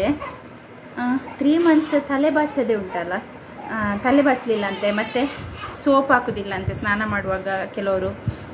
ಮಗುವಿಗೆ ಕಡಲೆ ಹಿಟ್ಟು ಹಾಕಿ ಉಜ್ಜಿ ಅಂತ ಹೇಳಿ. ಆಲ್ರೆಡಿ ಇರಿಟೇಟೆಡ್ ಆಗಿರುವಂತಹ ಸ್ಕಿನ್ನಿಗೆ ಕಡಲೆ ಹಿಟ್ಟಿನ ಗುಣ ಏನು, ಇದ್ದದನ್ನೆಲ್ಲ ಎಸೆನ್ಷಿಯಲ್ ಆಯಿಲ್ಸನ್ನೆಲ್ಲ ಅಬ್ಸಾರ್ಬ್ ಮಾಡ್ಕೊಳ್ತದೆ ಅದು. ಅದನ್ನು ಹಚ್ಚಿದರೆ ಮಗುವಿಗೆ ಎಷ್ಟು ಇರಿಟೇಷನ್ ಆಗ್ಬೋದು, ಅದು ಒಂದಕ್ಕೆ ಎರಡು ಆಗೋದಿಲ್ವಾ. ಈ ಮಗುವಿಗೆ ಬಿದ್ದಿರುವಂಥ ರ್ಯಾಷಸ್ ಏನಿದೆ ಅದು ಬೇಬಿ ಆ್ಯಕ್ನೆ ಅಂತ ಹೇಳ್ತಾರೆ, ನಿಯೋನೆಟಲ್ ಆ್ಯಕ್ನೆ ಅಂತ ಹೇಳ್ತಾರೆ. ಮಗು ಹೊಟ್ಟೆ ಒಳಗಿರುವಾಗ ಅದರ ವೆದರ್ ಹೇಗಿರ್ತದೆ, ಸುತ್ತ ನೀರಿದ್ದು ಅದರದ್ದೇ ಒಂದು ವೆದರು, 9 ತಿಂಗಳು ಅದೇ ವೆದರಲ್ಲಿದ್ದು. ಈಗ ಇಲ್ಲಿ ಊರಿನವರು ಮಂಗಳೂರಿನವರು ಸಡನ್ನಾಗಿ ಬ್ಯಾಂಗ್ಳೂರಿಗೆ ಹೋಗಿ ನಿಲ್ಲಿ, 1 ತಿಂಗಳೊಳಗೆ ನಿಮಗೆ ನಿಮ್ಮ ಇಲ್ಲಿ ನಿಮಗೆ ಪಿಂಪಲ್ ಇದ್ದದರೆ ಅಲ್ಲಿ ಪಿಂಪಲ್ ಎಲ್ಲ ಕಡಿಮೆ ಆಗ್ತದೆ, ಇಲ್ಲಿ ಬಿಳಿ ಇದ್ದವರಾದರೆ ಅಲ್ಲಿ ಕಪ್ಪಾಗ್ತಾರೆ, ಅಥವಾ ಅಲ್ಲಿ ಕಪ್ಪಿದ್ದವರಾದರೆ ಇಲ್ಲಿ ಬಿಳಿ ಆಗ್ತಾರೆ. ಸ್ಕಿನ್ನಲ್ಲಿ ಹಲವಾರು ಚೇಂಜಸ್ ಆಗ್ತದೆ ವೆದರಿಗೆ ಅನುಗುಣವಾಗಿ. ಮಗು ಹೊಟ್ಟೆಯೊಳಗೆ ಒಂದು ವೆದರಲ್ಲಿದ್ದು ಹೊರಗೆ ಬಂದು ಒಂದು ವೆದರಿಗೆ ಬಂದು ಅಡ್ಜಸ್ಟ್ ಆಗುವಾಗ ಆ ರೀತಿಯಲ್ಲಿ ಬೀಳೋ ಚಾನ್ಸ್ ಇದೆ. ಮತ್ತು ಮ್ಯಾಟರ್ನಲ್ ಹಾರ್ಮೋನ್ಸ್, ಮಗು ಮುಂಚೆ ಹೊಟ್ಟೆ ಒಳಗಿರುವಾಗ ತಾಯಿದು ಹಾರ್ಮೋನ್ಸ್ ಏನಿರ್ತದೆ ಅದನ್ನೇ ಶೇರ್ ಮಾಡ್ತಾ ಇರ್ತದೆ. ಬಟ್ ಹೊರಗೆ ಬಂದ ನಂತರ ಅದರದ್ದೇ ಬಾಡಿ ಅದರದ್ದೇ ಒಂದು ಆದಂಥ ಹಾರ್ಮೋನ್ಸನ್ನು ಪ್ರೊಡ್ಯೂಸ್ ಮಾಡ್ತದೆ. ಆ ಹಾರ್ಮೋನ್ಸು ಈ ಹಾರ್ಮೋನ್ಸು ಅದು ಇಂಬ್ಯಾಲೆನ್ಸ್ ಆದಾಗ ಮತ್ತು ಸ್ಕಿನ್ ತುಂಬ ಡೆಲಿಕೇಟ್ ಸ್ಕಿನ್, ಮೆಚುರಿಟಿ ಇರೋದಿಲ್ಲ, ಗ್ಲ್ಯಾಂಡ್ಸ್ ಮೆಚುರಿಟಿ ಇರೋದಿಲ್ಲ, ಹಾಗೆ ಆಯಿಲ್ ಪ್ರೊಡಕ್ಷನ್ ಅದು ಇದು ಹೆಚ್ಚು ಕಡಿಮೆ ಆದಾಗ ಆ ರೀತಿ ಆಗ್ತದೆ. ಅದಕ್ಕೆ ಸೋಪ್ ಎಲ್ಲ ಹಾಕಿ ಉಜ್ಲಿಕ್ಕೂ ಹೋಗಬಾರ್ದು. ಜಸ್ಟ್ ಪ್ಲೇನ್ ವಾಟ್ರಲ್ಲಿ ವಾಶ್ ಮಾಡಿದರೆ ಆಯಿತು. ಅವರೇನು ಗದ್ದೆ ಉಡ್ಲಿಕ್ಕೆ ಹೋಗ್ತಾರೆ, ಎಲ್ಲಿ ಸಹ ಹೋಗೋದಿಲ್ಲ. ಜಸ್ಟ್ ಪ್ಲೇನ್ ವಾಟ್ರಲ್ಲಿ ಅವರನ್ನು ವಾಶ್ ಮಾಡಿ ಕ್ಲೀನಾಗಿ ಸ್ಯಾನಿಟೈಸ್ ಮಾಡಿ ಇಟ್ಟರೆ ಆಯಿತು. ಅದನ್ನು ಬಿಟ್ಟು ಕಡಲೆ ಹಿಟ್ಟೆಲ್ಲ ಹಾಕಲಿಕ್ಕೇ ಹೋಗಬಾರ್ದು. ಮಕ್ಕಳಿಗೆ ಕಡಲೆ ಹಿಟ್ಟಿನ ಅಗತ್ಯನೇ ಇಲ್ಲ. ಫೇಶಿಯಲ್ ಮಾಡೋದು ಅವರಿಗೆ ಎಂತಕ್ಕೆ ಅಂತ ಹೇಳಿ. ಮತ್ತು ಸೋಪ್ ಕೂಡ ಕೆಲವರು ಬೆಳಿಗ್ಗೆ ಸಂಜೆ ಸ್ನಾನ ಮಾಡಿಸ್ತಾರೆ, ಸೋಪ್ ಹಾಕಿ ಉಜ್ಜೋದು. ಎಂತ ಉಂಟಂತ ಉಜ್ಜೋದು ಮಗುವಿಗೆ. ಹೊರಗೆ ಹೋಗ್ತಾರೆ, ಧೂಳಿಗೆ ಹೋಗ್ತಾರೆ, ಕೆಲಸ ಮಾಡ್ತಾರೆ ಅವರು. ಇಲ್ಲಲ್ಲ, ಅಗತ್ಯ ಇಲ್ಲ. ಇದ್ದಂಥ ಸ್ಕಿನ್ನಲ್ಲಿರುವಂಥ ಎಸೆನ್ಷಿಯಲ್ ಆಯಿಲ್ಸನ್ನು ಕೂಡ ನೀವು ತೆಗೆದು ಬಿಡ್ತೀರಾ ಹಾಗೆಲ್ಲ ಮಾಡಿ. ಸೊ ನನಗೆ ಆ ಕಾಮೆಂಟ್ ಸೆಕ್ಷನ್ ಓದಿದ ನಂತರ ಒಂದು ಗೊತ್ತಾಯ್ತು ಏನು ಅಂತ ಹೇಳಿದರೆ, ಜನರು ಎಷ್ಟೇ ಎಜುಕೇಟೆಡ್ ಆಗಿದ್ದರೂ ಕೂಡ ಅವರ ಒಂದು ರೂಟ್ಸಿಗೆ ಅವರು ಎಷ್ಟೇ ಅಟ್ಯಾಚ್ಡ್ ಆಗಿದ್ದಾರೆ ಅಂತ ಹೇಳಿದರೆ ಅದನ್ನು ನೋಡಿದರೆ ನಮ್ಮದು ತಲೆ ಹಾಳಾಗ್ತದೆ. ಅಂದರೆ ನಮಗೆ ಫ್ಯಾಕ್ಟ್ ಗೊತ್ತಿರೋರಿಗೆ ಉಂಟಲ್ಲ, ಅದನ್ನು ನೋಡುವಾಗ ತಲೆ ಹಾಳಾಗ್ತದೆ. ಇವರನ್ನು ಚೇಂಜ್ ಮಾಡಲಿಕ್ಕೆ ಆಗೋದೇ ಇಲ್ಲ ಅಂತ ಹೇಳಿ ನನಗೆ ಫಸ್ಟ್ ಬಂದಂಥದ್ದು. ದೇವರು ಇವರಿಗೆಲ್ಲ ಎಕ್ಸ್ಪ್ಲೇನ್ ಮಾಡಿ ಇದು ಆಗುವಂಥದ್ದೇ ಅಲ್ಲ. ಒಳ್ಳೆದಾಯ್ತು ಆ ಲೇಡಿ ಅದನ್ನೆಲ್ಲ ಓದಿದ್ರು ಕೂಡ ಅವರು ಯಾರಿಗೂ ಕೂಡ ರಿಪ್ಲೈ ಮಾಡಲಿಲ್ಲ. ಅದು best option, actually best decision ಅವ್ರದ್ದು. ಯಾಕೆಂದರೆ ಮಾಡಿದರೆ ತಲೆ ಹಾಳಾಗ್ತದೆ. ಈಗ ಅವರು ಇದ್ದ ಫ್ಯಾಕ್ಟ್ ಹೇಳಿದರೂ ಕೂಡ ಇವರು ಅದಕ್ಕೆ ಇನ್ನೆರಡನ್ನು ಹೇಳಿ, ಮತ್ತು ಕೆಲವರು ಹೇಳುವಂಥದ್ದು ಯೂಟ್ಯೂಬ್ ದುಡ್ಡಿಂದ ಮಾಡ್ತಾ ಇದ್ದಾರೆ ಅಂತ ಹೇಳಿ. ಮಾಡಲಿ ಅಲ್ಲ, ಯಾಕೆ ನಿಮ್ಮ ಮನೆಯಲ್ಲಿ ನೀವು ಎಷ್ಟು ದುಡ್ಡಿದೆ ಅಂತ ಹೇಳಿ ನೀವು ತೋರಿಸ್ತಾ ಇಲ್ಲ. ಅವರು ತೋರಿಸ್ತಾ ಇದ್ದಾರೆ, ಅವರ ಕಷ್ಟದ ದುಡ್ಡಲ್ಲಿ ಅವರು ಎಂಜಾಯ್ ಮಾಡ್ತಾ ಇದ್ದಾರೆ. ಮಾಡಲಿ ಅಲ್ಲ, ಒಬ್ಬರು ಲೈಫನ್ನೇ ಅವರು ಎಂಜಾಯ್ ಮಾಡುವಾಗ ನಾವು ಅದನ್ನು ನೋಡಿ ಉರ್ದು ಬೀಳೋದಕ್ಕಿಂತ ಒಳ್ಳೇದಾಗಲಿ ಅಂತ ಯೋಚನೆ ಮಾಡಿದ್ರೆ ನಾಳೆ ನಮಗೂ ಅದೇ ರೀತಿಯಲ್ಲಿ ಆಗ್ಬೋದು. ಸೊ ಹಾಗೆ ಪಾಸಿಟಿವ್ ಆಗಿ ನಾವು ಒಬ್ಬರಿಗೆ ಪಾಸಿಟಿವಿಟಿ ಕೊಡ್ತಾ ಇದ್ದೇವೆ. ಆದರೆ ಮತ್ತು ಮಗುವಿಗೆ ದೃಷ್ಟಿ ಆಗ್ತದೆ ಅಂತ ಹೇಳಿ ದೃಷ್ಟಿ ಉಂಟಲ್ಲ, ಮಗುವಿದು ಮುಖ ತೋರಿಸದಿದ್ದರೂ ಕೂಡ ಉಂಟಲ್ಲ, ಈ ವೈಬ್ಸ್ ಏನಿದೆ ಅದು ಕೆಲವರು ಪಾಸಿಟಿವ್ ಇರೋರು ಪಾಸಿಟಿವ್ ವೈಬ್ಸನ್ನೇ ಕೊಡ್ತಾರೆ, ನೆಗೆಟಿವ್ ಇರೋರು ನೆಗೆಟಿವ್ ವೈಬ್ಸನ್ನೇ ಕೊಡ್ತಾರೆ. ಸೊ ಅದು ಹೇಳಿ ಮುಗಿಯುವಂಥದ್ದೇ ಅಲ್ಲ. ಹಾಗೆ ಉಂಟಲ್ಲ, ನನಗೆ ಅದು ಕಾಮೆಂಟ್ ಸೆಕ್ಷನ್ ಓದಿ ನಿಜವಾಗ್ಲಿ ನನ್ನ ಚಾನಲಿಗೆ ಏನಾದರೂ ಬಂದಿದ್ದರೆ ಉಂಟಲ್ಲ, ನಾನು ಕಾಮೆಂಟ್ ಸೆಕ್ಷನನ್ನೇ ಆಫ್ ಮಾಡಿಬಿಡ್ತಾ ಇದ್ದೆ. ಯಾಕೆಂದರೆ ಅಷ್ಟು ಕೆಲವರಂತೂ ಫುಲ್ಲಿ ಇಲ್ಲಿಟ್ರೇಟ್, ಬರೀಲಿಕ್ಕೇ ಗೊತ್ತಿಲ್ಲ, ಅದರಲ್ಲಿ ಸಹ ಅವ್ರದ್ದು ಇಲ್ಲದ ಒಪಿನಿಯನ್ ಎಲ್ಲ ಕೊಡುವಂಥದ್ದು. ವಿಚಿತ್ರ ಜನ ಯಾವತ್ತು ಅಂದರೆ ದೇವರೇ ಇಳಿದು ಬಂದು ಹೇಳಿದ್ರು ಉಂಟಲ್ಲ, ಇವರೆಲ್ಲ ಕೇಳುವ ಜನರೇ ಅಲ್ಲ. ಅಂಥವ್ರ ಹತ್ರ ವಾದ ಮಾಡೋದಕ್ಕಿಂತ ಸುಮ್ಮನೆ ನಮ್ಮ ಮಕ್ಕಳನ್ನು ನಾವು ಪ್ರೊಟೆಕ್ಟ್ ಮಾಡಿ ಇಟ್ಕೊಳ್ಳುವಂಥದ್ದು, ಅದನ್ನೆಲ್ಲ ಕೊಡದೆ ಅದನ್ನೆಲ್ಲ ಮಾಡದೆ ಇಟ್ಕೊಳ್ಳುವಂಥದ್ದು ಎಷ್ಟೋ ಬುದ್ಧಿವಂತಿಕೆ. ಸೊ ಇದು ನನ್ನ ಒಪಿನಿಯನ್. ಮೊನ್ನೆ ನಾನು ನನ್ನ ಚಾನಲಲ್ಲಿ ಹೇಳಿದೆ, ಅದನ್ನು ಅಂದರೆ ಅದು ನೋಡಿದ ದಿನ ನಾನು ಹೇಳಿದೆ, ರೀತಿ ಒಬ್ಬರು ಲೇಡಿಗೆ ಅದು ಹೇಳಿದ್ದಾರೆ ಅಂತ ಹೇಳಿದ್ರು. ಒಂದು ಪೋಸ್ಟ್ ಪಾರ್ಟಮ್ ಪೀರಿಯಡಲ್ಲಿರುವ ಲೇಡಿ ಆಲ್ರೆಡಿ 50% ಆಫ್ ದೆಮ್ ಏನಂತ ಹೇಳಿದರೆ ಸೆಕೆಂಡ್ ಡೇಯಿಂದನೇ ಡಿಪ್ರೆಷನಿಗೆ ಹೋಗ್ತಾರೆ. ಯಾಕಂದರೆ ಫಸ್ಟ್ ಟೈಮ್ ಅಷ್ಟು ನಿದ್ದೆ ಬಿಟ್ಟು, ನಮಗೆ ಆದರೆ ಥರ್ಡ್ ಟೈಮ್ ಅಭ್ಯಾಸ ಉಂಟು, ನಮ್ಮ ಬಾಡಿ ಯೂಸ್ಟು ಆಗಿದೆ. ಬಟ್ ಫಸ್ಟ್ ಟೈಮ್ ಒಬ್ಬರು ಆ ರೀತಿಯಲ್ಲಿ ಪೋಸ್ಟ್ ಪಾರ್ಟಮ್ ಪೀರಿಯಡಲ್ಲಿ ಇದ್ದಾರೆ, ಆದರೆ ಅವರಿಗೆ ನಿದ್ದೆ ಬಿಟ್ಟು ಗೊತ್ತಿರೋದಿಲ್ಲ. ಮಗು ಕೂಗಿದ್ರೆ ಯಾವುದಕ್ಕೋಸ್ಕರ ಹೋಗ್ತಾ ಇದೆ ಅಂತ ಹೇಳಿ ಅವರಿಗೆ ಗೊತ್ತಾಗೋದಿಲ್ಲ. ನಮ್ಮಷ್ಟು ಎಕ್ಸ್ಪೀರಿಯೆನ್ಸ್ ಅವರಿಗೆ ಇರೋದಿಲ್ಲ.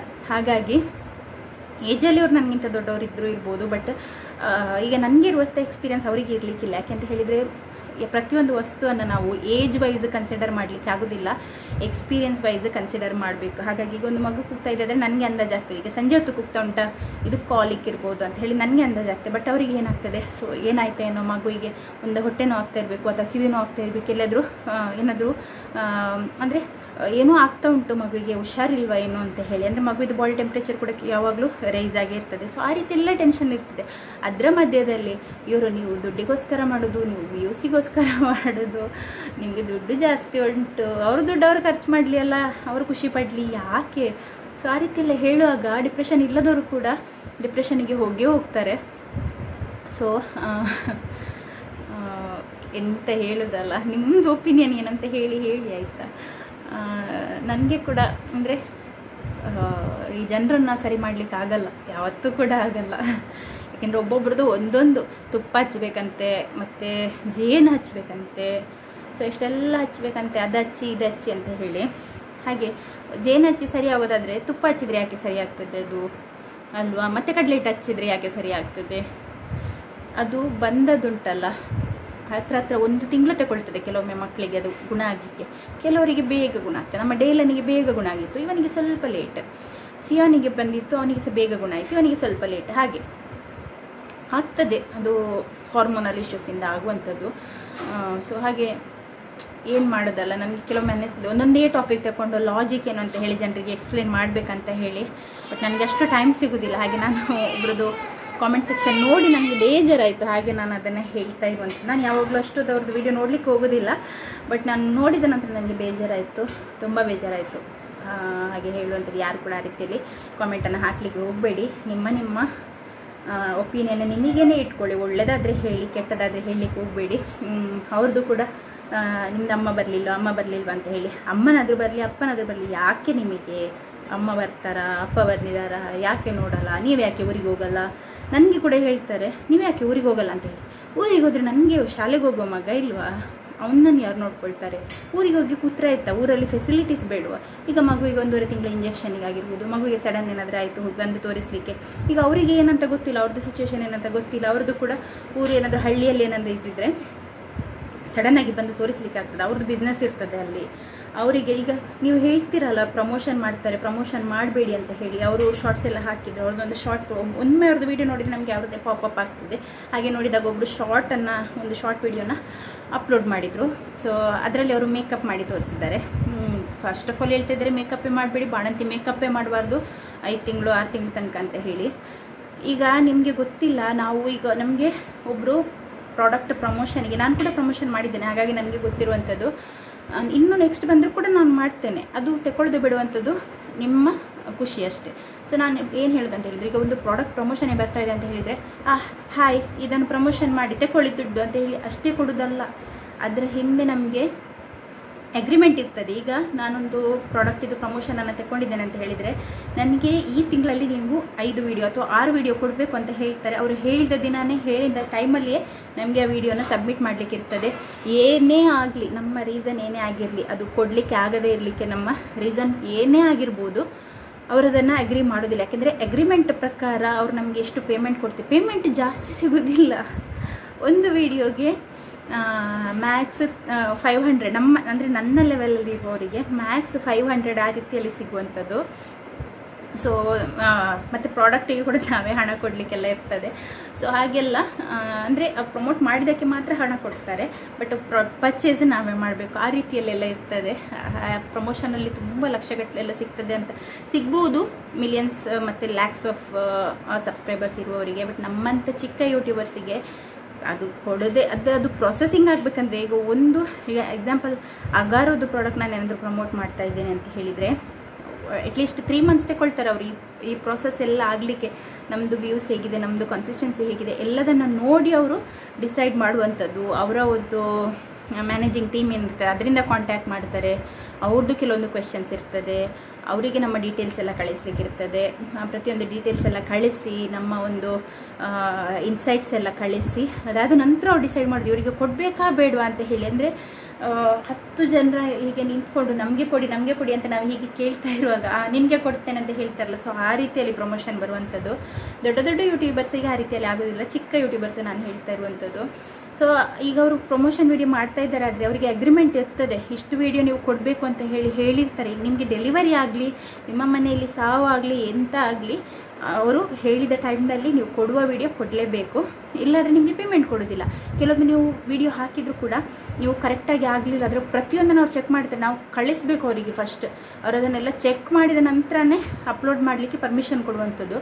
ಸೊ ಅದು ಚೆಕ್ ಮಾಡುವಾಗ ನೀವು ಒಂದು ಸಣ್ಣದೇನಾದರೂ ಮಿಸ್ಟೇಕ್ ಆಯಿತಾ ಅಥವಾ ಒಂದು 0.1 ಸೆಕೆಂಡ್ಸ್ ಇದೇನಾದರೂ ಡಿಫ್ರೆನ್ಸ್ ಬಂದರೂ ಕೂಡ ಹೊಸದಾಗಿ ಮಾಡಲಿಕ್ಕೆ ಹೇಳ್ತಾರೆ. ತುಂಬ ಕಷ್ಟ ಉಂಟು ಪ್ರಾಡಕ್ಟ್ ಪ್ರಮೋಷನ್ ಅಂತ ಹೇಳ್ತೀನಿ, ನೀವು ಅಷ್ಟು ಈಸಿ ಅಂತ ಅಂದ್ಕೊಳ್ಬೇಡಿ. ಮತ್ತು ಯಾರು ಪ್ರಮೋಟ್ ಮಾಡ್ತಾ ಇದ್ದಾರೆ ಅಂತ ಹೇಳಿ ಯಾರು ನಿಮಗೆ ಫೋರ್ಸ್ ಮಾಡಲ್ಲ, ಕಂಪಲ್ಷನ್ ಇಲ್ಲ, ನೀನೇ ತಗೊಳ್ಬೇಕಂತ ಯಾರೂ ಹೇಳ್ತಾ ಇಲ್ಲ. ಇಷ್ಟ ಜಸ್ಟ್ ಈಗ ಅಂದರೆ ಟಿ ವಿಯಲ್ಲಿ ಎಷ್ಟೆಷ್ಟು ದೊಡ್ಡ ದೊಡ್ಡ ಆ್ಯಕ್ಟರ್ಸ್ ಎಲ್ಲ ಪ್ರಮೋಟ್ ಮಾಡ್ತಾರೆ. ಈಗ ಎಂಥ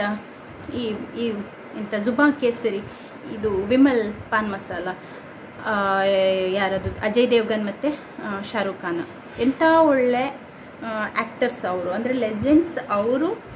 ಇಂಥ ಒಂದು ಪ್ರಾಡಕ್ಟನ್ನು ಪ್ರಮೋಟ್ ಮಾಡುವಾಗ ಅದನ್ನು ನೋಡಿ ಜನ ಕ್ಲಾಪ್ ಮಾಡ್ತಾರೆ, ವಾವ್ ಇವರು ಬ್ರ್ಯಾಂಡ್ ಅಂಬಾಸಿಡರ್ ಅಂತ ಹೇಳಿ. ಬಟ್ ಇಂಥ ಚಿಕ್ಕ ಚಿಕ್ಕ ಯೂಟ್ಯೂಬರ್ಸ್ ಎಲ್ಲ ಒಂದು ಲಿಪ್ಸ್ಟಿಕ್ ಅಥವಾ ಒಂದು ಮೇಕಪ್ ಏನಾದರೂ ಒಂದನ್ನು ಪ್ರಮೋಟ್ ಮಾಡಿದ ಕೊಟ್ಟರೆ ಅಯ್ಯೋ ನೀವು ಆ ರೀತಿ ಮಾಡ್ತಾಯಿದ್ದೀ ಈ ರೀತಿ ಮಾಡ್ತಾಯಿದ್ದೀ ಅಂತ ಹೇಳಿ ಎಷ್ಟು ತಪ್ಪು, ಎಷ್ಟು ಇಲ್ ಟ್ರೀಟ್ ಮಾಡ್ತಾರೆ ಅಂತ ಹೇಳಿದರೆ ಜನ ಡಿಪ್ರೆಷನಿಗೆ ಹೋಗಬೇಕು. ಸೊ ಆ ರೀತಿ ಎಲ್ಲ ಮಾಡಬಾರ್ದು. ಯಾಕೆ ಯಾರಾದರೂ ಕೆಲಸ ಮಾಡ್ತಾ ಇದ್ದಾರೆ ಆದರೆ ಕಷ್ಟಪಟ್ಟು ಅವ್ರು ಹೊಟ್ಟೆಪಾಡಿಗೋಸ್ಕರ ಮಾಡೋದು, ಅವ್ರು ಮಾಡಲಿ, ಆ ಹಣವನ್ನು ಅವರು ಎಂಜಾಯ್ ಮಾಡ್ಕೊಳ್ಳಿ. ಯಾರು ನಿಮಗೆ ಕಂಪಲ್ಸರಿ ತಗೊಳ್ಳಿ ಅಂತ ಹೇಳಿ ಫೋರ್ಸ್ ಮಾಡೋದಿಲ್ಲಲ್ಲ, ತಗೊಳ್ಳೋದು ಬಿಡೋದು ನಿಮ್ಮ ಇಷ್ಟ ಅಷ್ಟೇ. ನಾನು ಹೇಳುವಂಥದ್ದು, ಈಗ ನನ್ನ ಸಬ್ಸ್ಕ್ರೈಬರ್ಸ್ ಯಾರೆಲ್ಲ ನೋಡ್ತಾ ಇದ್ದೀರಾ, ನೀವಾದರೂ ಕೂಡ ನಿಮಗೆ ಯಾವತ್ತಾದರೂ ಆ ರೀತಿ ಕಾಮೆಂಟ್ ಹಾಕಬೇಕು ಅಂತ ಅನಿಸಿದರೆ, ಫೀಲ್ ಆದರೆ ಆ ಒಂದು ನಿಮ್ಮನ್ನು ಅವರ ಒಂದು ಪ್ಲೇಸಲ್ಲಿ ಇಟ್ಟು ನೋಡ್ಕೊಳ್ಳಿ. ನಿಮಗೆ ಅವರಂದರೆ ಈಗ ಅವ್ರದ್ದು ಪಾಸಿಟಿವ್ ಸೈಡನ್ನು ತೋರಿಸ್ತಾ ಇದ್ದಾರೆ, ಅವ್ರಿಗೆ ಏನಾದರೂ ಒಂದು ನೆಗೆಟಿವ್ ಸೈಡ್ ಕೂಡ ಇರ್ಬೋದು, ಕಷ್ಟ ಇರ್ಬೋದು, ಏನಾದರೂ ಅಗತ್ಯ ಇರ್ಬೋದು, ಲೋನ್ಸ್ ಇರ್ಬೋದು. ಫಾರ್ ಎಕ್ಸಾಂಪಲ್ ಈಗ ನಂದೇ ಹೇಳಬೇಕಂತ ಹೇಳಿದರೆ, ನನಗೆ ತುಂಬ ಖರ್ಚಿದೆ, ಲೋನ್ಸ್ ಇರ್ತದೆ, ಅಂಥದ್ದೆಲ್ಲ ಕಟ್ಟಲಿಕ್ಕೆ ಇರ್ತದೆ. ಆ ಟೈಮ್ನಲ್ಲಿ ನಾವು ಕೈ ಕಟ್ಟಿ ಕೂತ್ಕೊಂಡ್ರೆ ಆಗ್ತದೆ. ಈಗ ಬಾಣಂತಿ ಅಂತ ಹೇಳಿ ಅವರು ವಿಡಿಯೋ ಮಾಡದೇ ಇದ್ದರೆ ಅವರ ಕೈಗೆ ಬರುವಂಥ ನೀಡ್ಸ್, ಅವರ ಕೈಗೆ ಬರುವಂಥ ಇನ್ಕಮ್, ಅವ್ರೇನು ಲೈಫ್ ಸ್ಟೈಲ್ ಮೇಂಟೈನ್ ಮಾಡ್ಕೊಂಡು ಹೋಗ್ತಾ ಇದ್ದಾರೆ ಅದನ್ನು ಕಂಟಿನ್ಯೂ ಮಾಡಲಿಕ್ಕೆ ಆಗೋದಿಲ್ಲ. ಅಲ್ಲಲ್ಲಿ ಕಷ್ಟ ಆಗ್ತಾ ಹೋಗ್ತದೆ. ಈಗ ನಮ್ಮನ್ನು ನೋಡಿ, ನಮಗೆ 3 ಮಕ್ಕಳಿದ್ದಾರೆ, 3 ಮಕ್ಕಳಿಗೆ ಖರ್ಚೆಷ್ಟುಂಟು ಗೊತ್ತಾ. ನೆಕ್ಸ್ಟ್ ಈಗ ಬಸ್ ಇದಾಗಿರ್ಬೋದು, ಸ್ಕೂಲಿದಾಗಿರ್ಬೋದು, ಪ್ರತಿಯೊಂದು ಈಗ ಮನೆಯಲ್ಲಿ ಊಟದ ಖರ್ಚು, ಆ ರೀತಿಯಲ್ಲಿ ಅಂತ ಹೇಳಿ ಖರ್ಚು ಅಂತ ಹೇಳಿ ನೋಡುವಾಗ ಎಷ್ಟು ಹಣ ಇದ್ರೂ ಕೂಡ ಖರ್ಚಾಗಿಯೇ ಹೋಗ್ತಾ ಇರುವಂಥ ನೀರಿನ ರೀತಿಯಲ್ಲಿ ಹೋಗ್ತಾ ಇರ್ತದೆ. ಆ ಟೈಮಲ್ಲಿ ನಾವು ಅದನ್ನು ತುಂಬಿಸಲಿಕ್ಕೆ ಸಹ ನೋಡಬೇಕಲ್ವ. ಏನಾದರೂ ಒಂದು ಚಿಕ್ಕ ಪುಟ್ಟ ಇನ್ಕಮ್ ಬರ್ತದೆ ಆದರೆ ಅದನ್ನು ಮಾಡೋದೆಷ್ಟು ಒಳ್ಳೆಯದು. ಸೊ ಆ ರೀತಿಯಲ್ಲಿ ಕೂಡ ಯೋಚನೆ ಮಾಡಿ. ಕೆಲವರು ಇದ್ದಾರೆ ಲೇಡೀಸ್, ಗಂಡ ದುಡ್ಡು ಬರುವಂಥದ್ದು ಮನೆಯಲ್ಲಿ ಕೂತ್ಕೊಂಡು ಹೀಗೆ ಯೂಟ್ಯೂಬ್ ನೋಡಿ ನೆಗೆಟಿವ್ ಕಾಮೆಂಟ್ ಹಾಕುವಂಥದ್ದು, ಮತ್ಸರ ಪಡುವಂಥದ್ದು, ಇನ್ನೊಬ್ಬರನ್ನು ನೋಡಿ ಜಲಸಿ ಫೀಲ್ ಆಗುವಂಥದ್ದೆಲ್ಲ ಮಾಡಿಕೊಂಡು ಜೀವನ ಕಳೆಯೋರು ಎಷ್ಟೋ ಜನ ಇದ್ದಾರೆ. ಅದನ್ನೆಲ್ಲ ಬಿಟ್ಟು ನಿಮಗೂ ಏನಾದರೂ ಮಾಡಲಿಕ್ಕೆ ಆಗ್ತದೆ ಅಂತ ನೋಡಿ, ಆಗೋದೇ ಇಲ್ಲ ಅಂತ ಇದ್ದರೆ ಬಾಯಿ ಮುಚ್ಚಿ ಸುಮ್ಮನೆ ಇರಿ, ಇನ್ನೊಬ್ಬರಿಗೆ ಹರ್ಟ್ ಮಾಡಲಿಕ್ಕೆ ಹೋಗಬೇಡಿ. ಇಷ್ಟೇ ನಾನು ಹೇಳುವಂಥದ್ದು. ಇದರಲ್ಲಿ ನನ್ನ ಹೆಲ್ತ್ ಅಪ್ಡೇಟ್ ಆಗಿರ್ಬೋದು, ಮತ್ತು ಈ ಒಂದು ಪಾಪ ಅನ್ನಿಸ್ತು ನನಗೆ ಅವರನ್ನು ನೋಡುವಾಗ. ಹಾಗೆ ನಾನು ಹೇಳ್ತಾ ಇರ್ಬೋದು, ನ್ಯೂ ಮದರ್ ಅಲ್ವಾ, ಏನು ಗೊತ್ತಿರೋದಿಲ್ಲ. ಎಷ್ಟೋ ಎಕ್ಸ್ಪೀರಿಯೆನ್ಸ್ ಇದ್ದವ್ರು ಹೇಳಿಕೊಟ್ರೆ ಸಹ ನಾವು ಎಕ್ಸ್ಪೀರಿಯೆನ್ಸ್ ಅದನ್ನು ಮಾಡುವಾಗ, ಸ್ವಂತ ಮಾಡುವಾಗ ಗೊತ್ತಾಗುವಂಥದ್ದು. ನನಗೆ ಹೇಳಿಕೊಡ್ಲಿಕ್ಕೆ ಯಾರು ಸಹ ಇರಲಿಲ್ಲ. ಹಾಗಾಗಿ ನಾನು ಆದಷ್ಟು ನನ್ನ ಯೂಟ್ಯೂಬ್ ಚಾನಲ್ ಮೂಲಕ ನಾನು ನ್ಯೂ ಮದರ್ಸಿಗೆ ಹೆಲ್ಪ್ ಆಗಲಿ, ರೀಸನ್ ಏನು, ಪ್ರತಿಯೊಂದನ್ನು ಹೇಳುವಂಥದ್ದು. ಹಾಗಾಗಿ ನಿಮಗೆ ಕೂಡ ಏನು ಅನಿಸ್ತದೆ, ನಿಮ್ಮ ಒಪಿನಿಯನ್ ಅಂತ ಕಮೆಂಟ್ ಮಾಡಿ ಆಯಿತಾ. ಈ ವಿಡಿಯೋ ಎಷ್ಟು ಗಂಟೆಗೆ ಅಪ್ಲೋಡ್ ಮಾಡ್ತೇನೆ ಅಂತ ಗೊತ್ತಿಲ್ಲ. ನಾನು ಇವತ್ತೊಂದು ವ್ಲಾಗ್ ಕೂಡ ಶೂಟ್ ಮಾಡ್ತಾ ಇದ್ದೇನೆ. ಯಾರು ಮತ್ತು ಇದಕ್ಕೆ ಕಾಮೆಂಟ್ ಮಾಡಬೇಡಿ. ಎಲ್ಲರೂ ಮನೆಯಲ್ಲಿ ಹೀಗಿದೆ ಬಟ್ಟೆ ಹಾಕೋದು, ಆದರೆ ನಮಗೆ ಕಾಣೋದಿಲ್ಲ ಅಷ್ಟೇ. ನಾನು ನಿಮಗೆ ಕಾಣ್ತೇನೆ ಸ್ಕ್ರೀನಲ್ಲಿ, ನೀವು ನನಗೆ ಕಾಣೋದಿಲ್ಲ. ಮತ್ತು ಒಂದು ವಿಡಿಯೋಗೋಸ್ಕರ ಅಂತ ಹೇಳಿ ಪುನಃ ಒಮ್ಮೆ ಡ್ರೆಸ್ ಎಲ್ಲ ಚೇಂಜ್ ಮಾಡಿ ಬಂದು ಕೂತು ನನಗೆ ಆಗಲ್ಲ. ಇದ್ದದನ್ನು ಇದ್ದ ಹಾಗೇ ಹೇಳ್ತೇನೆ, ಇದ್ದದನ್ನು ಇದ್ದ ಹಾಗೇ ತೋರಿಸ್ತೇನೆ. ಇಷ್ಟ ಆದವರು ನೋಡಿ. ಬೋರ್ ಆಯಿತು ಕಾಣ್ತದೆ, ಬಟ್ ನನ್ನ ಒಪಿನಿಯನ್ ನನಗೆ ಹೇಳಲಿಕ್ಕಿತ್ತು. ಕೆಲವರು ಇದ್ದಾರೆ ನನ್ನ ವಿಡಿಯೋನ ಜೆನ್ವಿನ್ಲಿ ಸ್ಕಿಪ್ ಮಾಡಿದ್ದೆ ನೋಡುವವರು, ಅವರಿಗೋಸ್ಕರ ಮಾಡುವಂಥದ್ದು. So thanks for watching, bye.